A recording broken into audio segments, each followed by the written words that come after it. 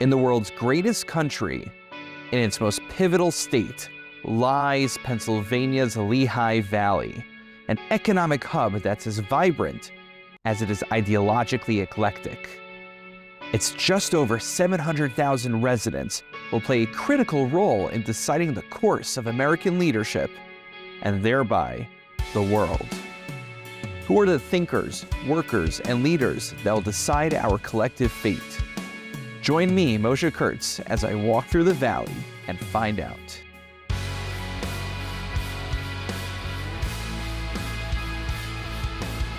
Thank you, my friends, for joining me today as I walk through the valley with Jenae Holtzhafer, founder and executive director of the Kindness Project. I love the name. Thank you. What exactly is the Kindness Project? I imagine most people listening and most human beings like the idea of kindness, but I imagine there's a little bit more to it than we first realize. That is for sure. First of all, thank you for inviting us to speak with you. We love opportunities to spread the word about what we do, and it's really important that the community understands the needs for foster care. So the Kindness Project is a nonprofit that started in my farmhouse dining room in 2017. We had the calling to start licensing to be foster parents, my husband Brian and I. And as we went through the licensing process, we were really surprised by the lack of resources for people who step up to do some really hard work with these kids who need safe homes and just opportunity to thrive. So just to back up for a moment, for those who aren't familiar, can you just give us a little bit of background of what the foster system is and what the current situation is and what you are trying to address there? Yeah, absolutely. So in Pennsylvania right now, there are about 14,000 kids impacted by foster care, meaning they're being pulled out of their biological homes that they're familiar with, and they are being moved into another home, another resource that is a safer space, a more structured space, so that their biological parents or whoever has care of them can get the help they need to have a better home for them and allow them to thrive. So foster parents will step up, and there's a great need for foster families right now to bring these kids into their home so that their biological parents can work on what they need to. And the goal of foster care is to reunify them with their biological families. However, there are cases where we just had a really sad case last week with a little 1-year-old. Wow. Dad ended up taking mom's life and ended up in prison. And of course, mom's no longer here. And so there's no family available for this little one. So a foster family stepped up. We're serving them. We're giving them everything that she needs to adjust. So there's some really hard situations that we have to, process and be just as strong as we can to support those families. So there are these children that by no fault of their own, they are thrusted into this terrible situation. I mean, you're giving a more extreme example, but, there are families which just simply are not able to support their children, and they go into the foster system. Now, how does this interact with the concept of adoption? Sure.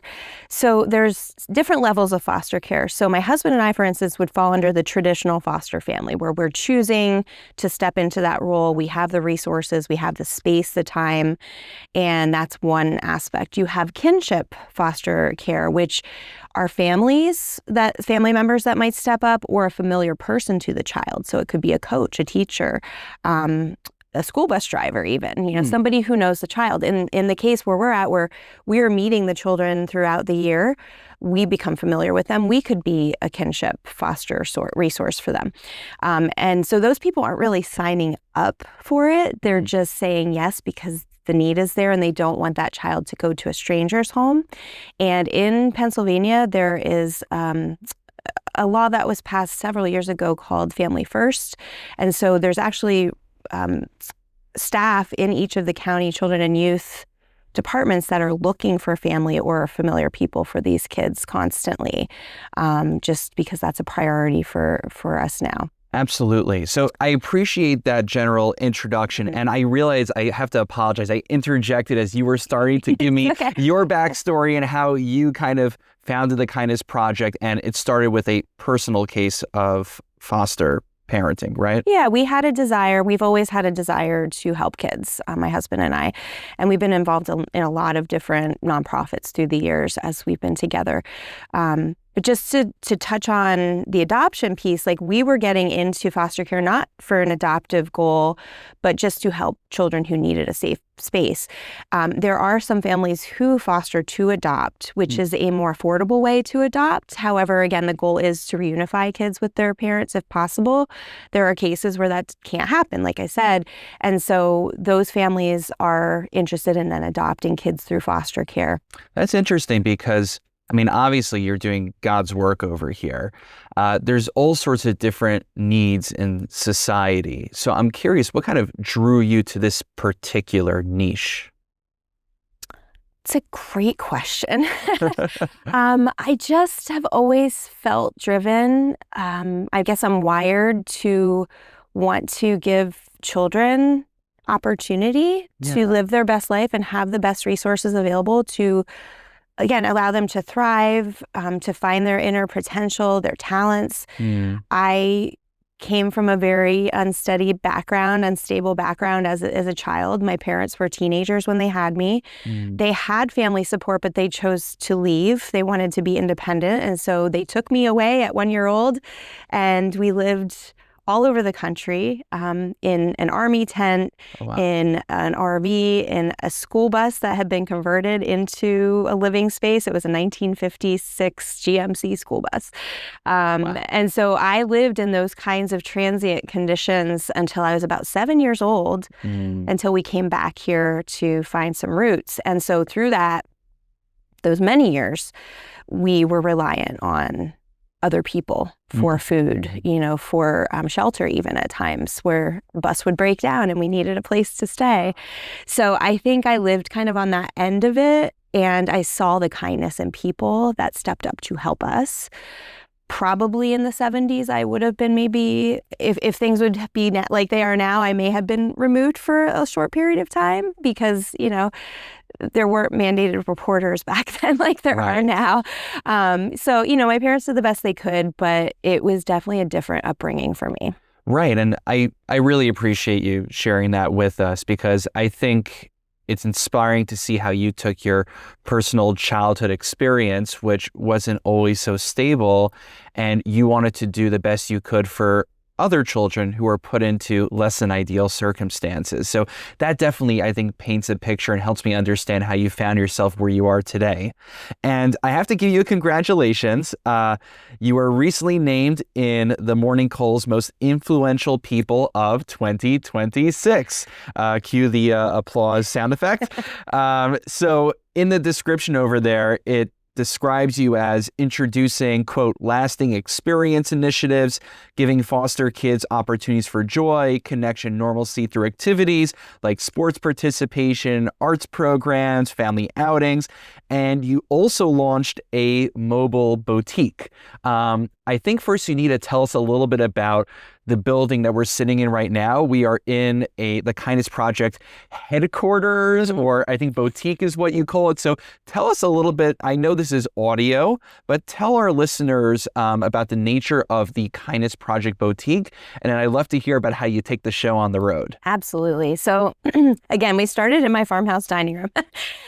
Lots of piles of clothes with Post-it notes of sizes and genders. The kindness of the community is what has allowed us to grow into this space. We have a 3,300 square foot building here. We're on 2 acres, and we have a pole barn that's 1,500 square feet for all the bigger items, the beds, the mattresses, car seats, all the large baby equipment. So when you walk in here, and I encourage people to reach out if they would like a tour, because we love to open the doors to the community so they can see it firsthand. It's just made to be a very welcoming, cheerful, cozy, organized space because these kids are going through a lot, in their journey. And we want it to be orderly and just a place where they feel happy. Yeah, and I'll describe what I'm seeing in the room over here. I mean, I see in a corner that we're sitting, there's shoes for boys, for girls of different sizes, different ages. I see that there's a nook with a tent and a reading area and stuffed animals. I see that there are baby formula and supplies, and it looks like there's almost like a clothing shop in the back. Can you just tell me about the thought process behind it? There's just a lot going on in a small space here. I mean, it is absolutely a full service boutique. So we have a front section that's all changing always through the season. So right now we're featuring our swimsuits and beach towels and pool toys and those kinds of things. Crocs are a big hit for the summer, right? So every kid gets to come in and get all the new things for their summer season. I didn't know Crocs was still a thing. Oh, for sure. Yeah. Well, for kids, they're great because they can slip them on quick. They can get dirty. Gosh. That's so... A little safer than a flip-flop. You know, they cover the toes. So we love to do Crocs drives. And then we'll shift over into back to school. So the whole front area will be new backpacks, lunch boxes, things like that. And then Halloween costumes and winter gear. And then moving into the spring, we will shift into like the Easter time, you know, things like that. So how does it work? People like come in and they go shopping? I mean, what's the experience look like for someone who's coming to the boutique? Yeah, so we have every foster family register with us, which is a very simple online application. And then they have a placement letter that shows that they're with a certain agency or county. They make it a private appointment, and we have over 150 volunteers who are available at short notice if there's an emergency, which we've had close to 30 already this year. Wow. We have served over 400 children already this year. And so it's usually appointment on the weekends is where families will come in for the fun things, you know, just schedule a time for that. Yeah. What do you find is your biggest need here as an organization? That's a great question because the needs vary. It's so fluid. We don't know who's coming and what their need is, and we don't know who's donating at any given time. So. Well, I guess the question I would ask is, I know this is finally my break. You know, we're actually recording this on May 19th on primary day. I have to go vote after this. So I'm actually happy to take a little bit of a break from interviewing candidates, even though it's a lot of fun. I'm grateful for their time. But if I may, just for a moment, how has public policy and legislation impacted either positively or maybe not so positively your endeavors? Great segue. Yes, for sure, nonprofits are feeling it right now, and it's no secret. We are 100% donation based. We currently do not receive any government funding. So we're relying on the community, on faith-based organizations, on clubs to provide financial support, which obviously is needed to run a boutique, right? We have a physical space that has to happen for kids to get what they need. We have lots of operational costs. We also need funds to go buy the shoes that we don't have or the formula that we don't have. So with the higher prices, you know, the difficult economy right now, the community is less able to do those things for us. Right. So then we have to try to either get creative, work really hard on other grant applications, which takes a lot of my time. Yeah, I mean, that's, you know, sometimes you need to like hire almost a separate person to fill out grants, but then you have to ask yourself, does the money gained in the grants offset the extra person that you're bringing on to the staff? It's challenges I never thought I'd have. So yeah, and then just to touch on the SNAP, you know, and government support that all of our kids are on, that's affected too. So, you know, these are kids, again, not choosing this path in life, but that need help. And in the kinship situations, those families are often struggling too. So we're hearing needs for food, for grocery cards, and other things that we've never, ever had to consider having available. Oh, wow. Well, on a lighter note, again, looking around the room, I see that there is a llama that is sticking out. I think it is your mascot, perhaps? Yes. So we were probably 2 or 3 years into running the Kindness Project, and we were hosting one of our yard sales, which we do as a fundraiser a few times a year. And there was this adorable, medium-sized stuffed llama. And he just caught my eye, and I said, I have to buy him and take him home. And then he became our mascot. He was just cute. And I wanted something cute and something different, something a little unique to be a mascot. And so we named him Sunny because we like to be bright and sunny in all we do. And when I did some research on llamas, they ended up being a gentle, nurturing, and community-oriented animal. Huh. And they protect members of their herd, they stay calm under pressure, and they bring comfort. So, that sounds like it fits your mission statement. Seemed fitting. And then, ironically, on a personal note, my older son, who lives in Montana, called me about a month later and said, hey, I just got this job as a llama guide. Oh. And I couldn't even believe it. It was just a funny coincidence. So now llamas are in my life all over the place. I'm not sure if you've seen this one. We recently did a movie night at our synagogue for the younger kids. So we played The Emperor's New Groove. I'm not sure if the llama in that movie was very community oriented, but I think by the end of it, that was the point of the movie. So I have a soft spot for llamas as well. See that? Yes, you'll have to check that one out. Maybe a good movie night if you ever do that here. Yeah. What kind of, do you guys run events here in the boutique? So we kind of got off track with the mobile boutique and all. We have 2 acres here, and we were able to build a pavilion where we can have outdoor activities. We actually had a group from Bimbo Bakery come in last fall and build a whole fire pit circle with Adirondack chairs, and we call it the what do we call it? Well, it looks like a summer camp out there. I mean, I'm looking, I came into the parking lot and I saw the pavilion out there. It seems like a really beautiful space and grassy area. I mean, it's wonderful. I mean, do you run a summer camp here? We don't unfortunately run a summer camp. We are partnered though with other organizations that provide free camp for our kids. So we're really, back to the question about what are we doing for lasting experiences. Our Kindness Connections program is really critical, in my opinion, for my goal for these kids is to connect them to free art classes, free dance classes, martial arts, music, and sporting events, just things that cost money that the foster families don't get supplemented for. So amazing community partners have come around us, including the Scouts, which we just got 50 sponsorships for kids to join the Scouts no matter where they're at in Pennsylvania through Mincy Trails Council. Oh, well, that's amazing. And something that I think you're very sensitive to, but I'd love for you to unpack. In the previous episode, we were talking about the prison exchange program, Inside Out prison exchange program that Muhlenberg and other colleges do. And a question always came up was, as they were working with the students who are incarcerated, the question of the dignity of those people. Mm-hmm. So you have families and you have these kids and foster families, and they are coming from more challenging situations. What do you do to ensure that their dignity is preserved? And, sorry to be a little bit blunt about it, but how do you ensure that they don't feel like they're a pity case? Yeah. Well, first of all, we want them to feel seen, and we want their needs to be seen. And when they come in, I train all of our volunteers to just be kind to them and give them choice. This place is filled with beautiful, many new things. Mm-hmm.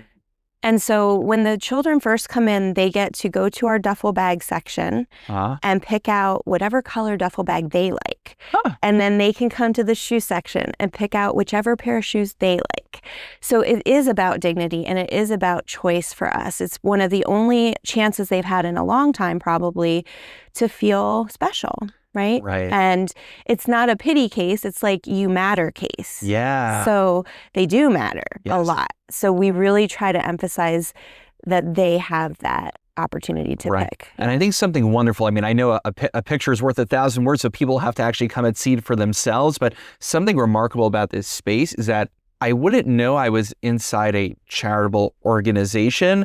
I mean, honestly, I would love to bring our own young kids here. It looks like just such a fun place to hang out. I mean, I wish we could just go shopping over here for our kids' things. It's really just the presentation here. And I know in the back you guys have even dress clothing for teenagers when they hit different milestones in life. Can you tell us about that? Yeah, and we're not seeing a lot of teens coming in with traditional or kinship foster parents. So we reached out to some of the local group and residential homes through Valley Youth House, Kids Peace, Children's Home of Easton, and said, hey, do you have kids in the system that would like to come shop? So we've really expanded that part of what we do, and they come out here in groups. We service kids from Lehigh Valley Shelter, from Independent Living, and Thrive, which is a fairly new program for Valley Youth House, which are kids who've gone through trafficking situations and need a safe space to shop. So we have Dress for Success clothing.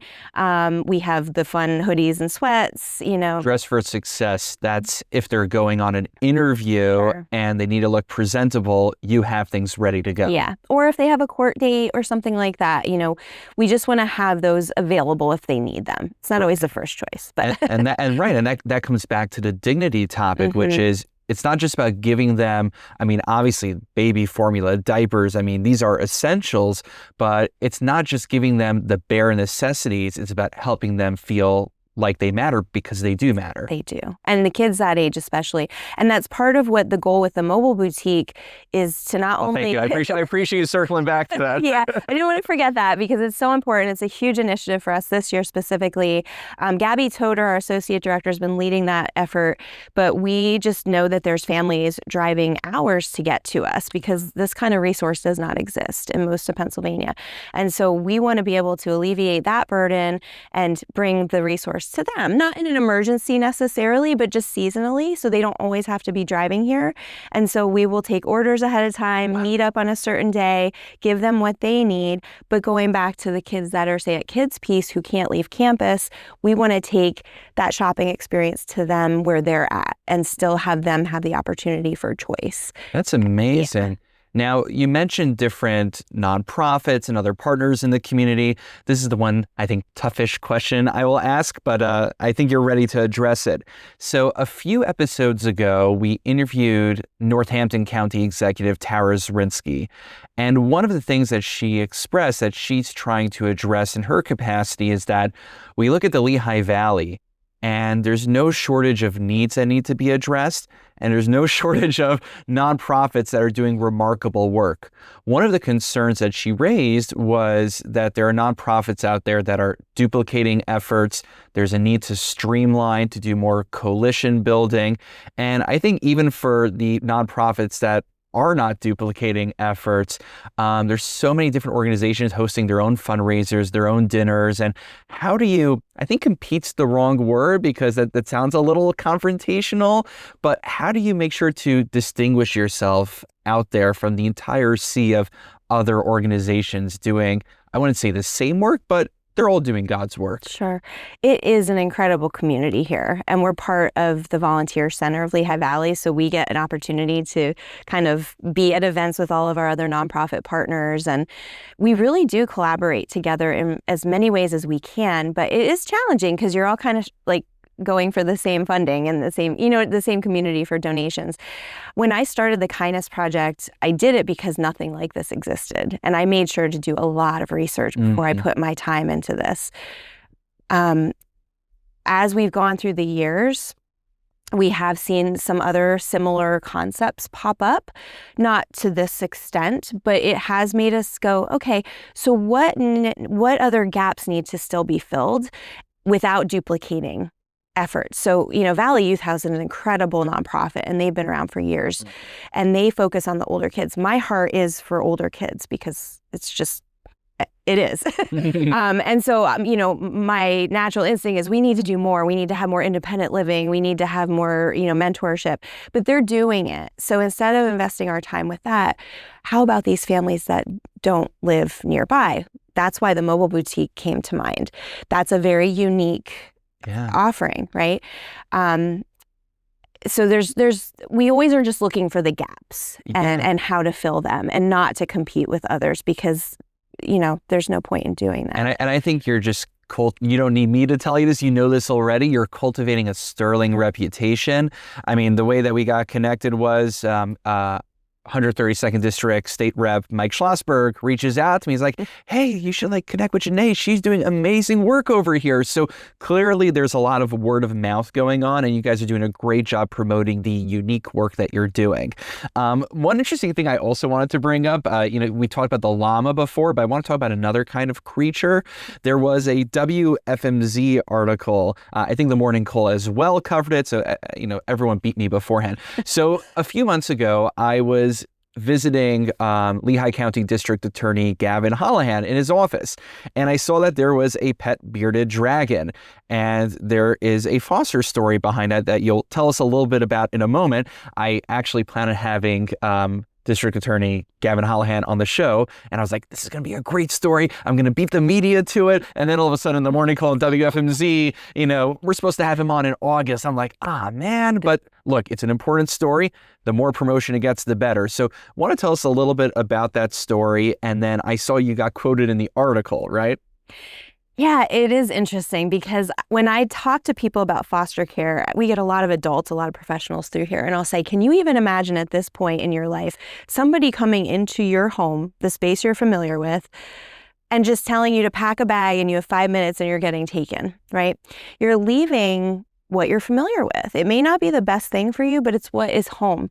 And in that home, you're going to have siblings that maybe you're getting separated from. You're going to have pets. And people don't talk about that. So there's all these layers of trauma when a kid gets removed. And one of them being like, this is their favorite pet. This is their place of comfort. They don't have an opportunity to say goodbye sometimes. And they don't know what's going to happen to that pet. So in this particular case, there's a chance of this child being reunified with one of her parents. And they knew that the lizard just needed kind of a temporary home. Right. So DA Hollihan basically set it up I saw it right there. It was right there in his office, and it's no longer there anymore, right? I have not had an update, so I don't know that. We should have like a live cam on the petted bearded dragon that people can just go on YouTube and they can watch a live feed of. But you were quoted in that article, so you were kind of explaining the psychological background to how a child can feel when they're separated, and their pet can be one of their most precious possessions that anchors them back to their life before being separated. There's just a lot of loss. And I've even had a teen that didn't get to take her very favorite skateboard, something like that. That's an inanimate object, but we got her that skateboard. We got a new one. We couldn't get the other one, but it was just so important to her. Sentimental value. Right. The sentimental things. Again, think of your own life and what would be important for you to have. Right. So that's something people don't, it's just layer upon layer of loss. And wow. Yeah, it's so kudos to the DA for holding on, and I love that story. It's not just him, it became the office pet. I think people are sad to see it go. Coming into the final round of questions. So I think this is the theme that anybody who's kind of like worth interviewing tends to not have any free time because they're just doing such important work and that's their entire life. And I know you're probably going to say that, but when you have just a little bit of time to do something that's not the kindest project, just something to kind of like, recreationally, what do you like to do in the Lehigh Valley area? Well, back in the old days, before I ran a nonprofit, my husband and I love the outdoors, and we're fortunate to be able to go back and forth to Montana, where we love the streams and the mountains. We love to hike. Are there llamas there? There are definitely llamas in our backyard, actually. So it's going to be a fun summer. And escape llamas no matter where you go. I know. It's funny. Maybe that's my next calling. I don't know. Be a llama herder. Yeah. For retirement. But I am getting into fly fishing, actually. I got a new rod for my 50th birthday the other month, and I'm excited. Happy birthday. Yeah, thank you. I love the rivers. I just love rivers. So I'm hoping to get really good at fly fishing. I love to paint. I love music. I play the piano, things like that. Yeah, no, that's great. And as a resident here in the Lehigh Valley, I always like to ask people, what's something that you really love about the Lehigh Valley, and what's something that I don't want to say dislike, nothing to dislike about, but something that, you'd love to see more of, or something that we could be doing better. There's so much to like, going back to just being outdoors. There's so many wonderful places to hike and to camp and just recreate. There's lots of diverse opportunities as far as arts and sports, really anything. We can drive into New York City if we want, just the proximity to lots of neat things. And then, I think having had time out of state, I see where we could improve. I got an e-bike last year in Montana when we were out there, and I brought it back, and I was so excited. And I realized quickly that our bike system here is not fantastic, at least in the Emmaus area. There's no real bike lanes. It's not like it is out there where you feel safe every time you go out. It's funny because I'm coming from Allentown, and I feel like Emmaus is like so much better for biking than Allentown. It's all relative. It's all relative. But when you're out there and there's like legitimate lanes that are nice and wide everywhere you go, you don't ever have to worry about somebody hitting you or, that sort of thing. Trail systems are fantastic. And overall, people are a little bit nicer. I hate to say that. We're becoming New York, you're saying? People don't wave as quickly here when you're driving by. Well, the funny thing for me is, I always, I come from New York, so it's like if someone waves hi at you, you kind of just like ignore them. You keep walking. You're like, who's that freaky person? Right? Why? Who's like, waving? What are you trying to scam me or something? So, I've noticed it depends even within the Lehigh Valley or even like, where I'm in Allentown. So I'm on the West End, which is a little bit more suburban. Mm-hmm. So, if you don't wave hi at someone across the street, they might get offended actually that you didn't acknowledge them. But once you like cross over, I forget exactly what street it is, like the 22nd or 15th or something, like then the etiquette like changes and you're not supposed to acknowledge people and it goes back into New York mode. So I mean, I think that's like the difference between rural, suburban, and urban settings. That's very true. Yeah. And I don't think that's like a unique thing to the Lehigh Valley. I think that's just about population density. Absolutely. Yeah. But I love it. Most people try to avoid answering the second part of the question. So I appreciate that. I mean, you have to. I appreciate you winning. Look, we should always be aspiring to improve. And then second to last question. So I like to call Lehigh's Lost Legends. I like going for alliterations, as you may have figured out. I always like to give the opportunity for a guest to highlight either someone or an organization or a group of people that are doing important work, but maybe they're not in the limelight. Maybe they're not on social media. Maybe they're not making the morning call or WFMZ. Is there anyone who's doing remarkable work that you think needs to be acknowledged? I thought about this long and hard because we work with, again, some really incredible nonprofits. And one that came to mind that's starting to pick up on visibility, I guess you could say, is I Have, I Need. I Have, I Need. Mm-hmm. His name is Jeff. His last name's escaping me right now. I just have him as Jeff, I Have, I Need in my phone. So, but his mission is to not let anything go to waste. And so if he has a donation that somebody got that they can't use at their nonprofit or business, he has a network that he's building to disseminate the information to people who might be able to use it. So in our case, we get a lot of donations from the Amazon warehouse that they're like scratch and dent or things that they have to repurpose for environmental sustainability reasons.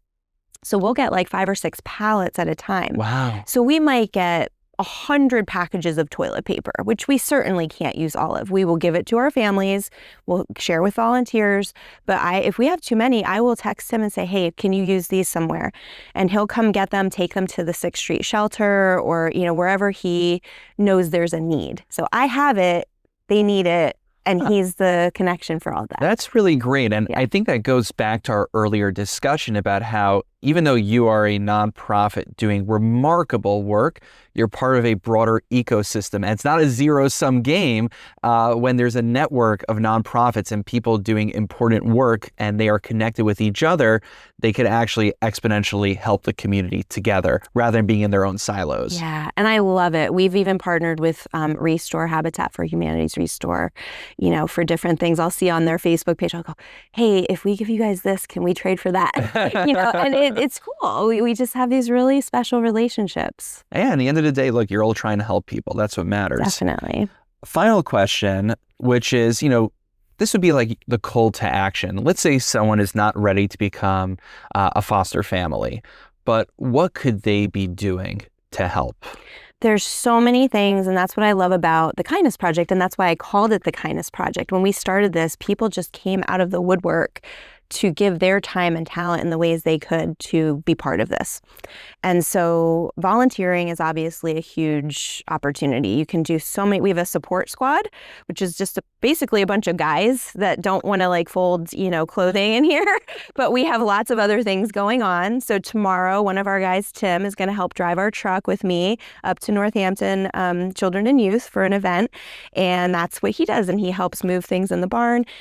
We obviously have the boutique to service and support and serving families, and then just special events that we have. But also donating is huge. We have an Amazon wish list that we post needs every single week, and financial donations, monthly giving is huge. Even $5 a month makes a huge difference when we have 18,000 followers on social media. So just so I don't have to spend all my time asking people for money and I can focus on programs and working with the families, that's my dream, honestly. Absolutely. Well, God should bless you to continue doing the amazing work you're doing for the families of our community and beyond our community. Jenae Holtzhafer, thank you so much for your time, and I appreciate you joining me as I walk through the valley. Thank you. Thank you for joining me as I walk through the valley. If you enjoyed this episode, please take a moment to rate and subscribe to our show. If you have questions or would like to book a live recording or have a speaking request, please email rabbi@sonsofisrael.net. This is Moshe Kurtz. I look forward to having you join me next time as I walk through the valley.